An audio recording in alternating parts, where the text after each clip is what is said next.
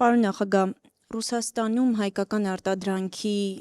նկատմամբ սահմանափակումների ֆոնին Փաշինյանը հայտարարում է, որ արտահանման համար հնարավոր է օգտագործել ախալքալաք Կարս երկաթուղին, այդ թվում նաև դեպի Եվրոպա։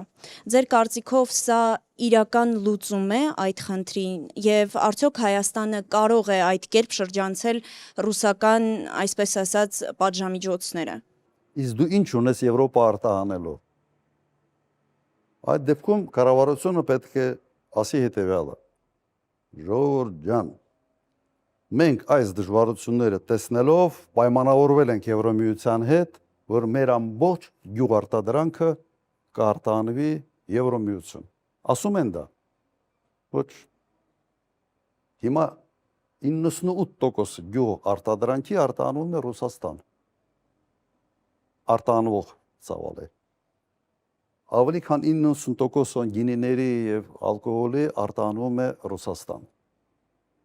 Բացեք Եվրոպայի դուռը, ցույց տվեք այդ կոմունիկացիաների հնարավորությունը, որ մենք հասկանանք։ Բացի դատարկ խոսակցությունից, տակը, առարկայական բան ունեք թե չունեք։ Չեն ասում։ Այդ ճանապարհի հետ կապված ինձ մի քիչ զարմացնեց այն հանգամանքը, որ նույնիսկ քարտեզով ցույց են տալիս այդ ճանապարհը։ Ուրեմն Հայաստանից միջև Ղարս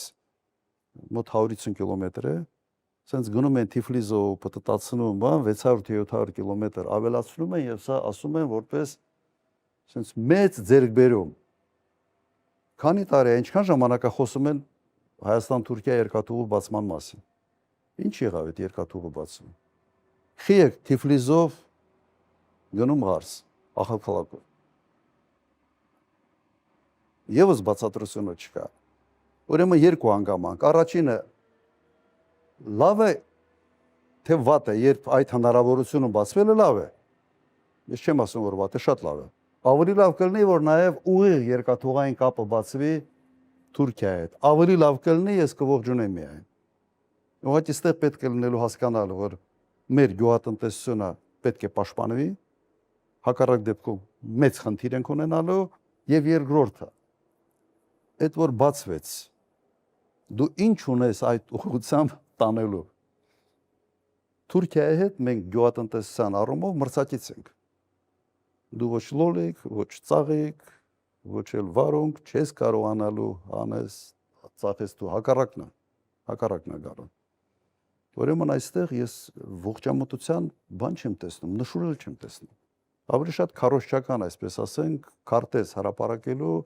միջոց էր ոնց որ տրիպը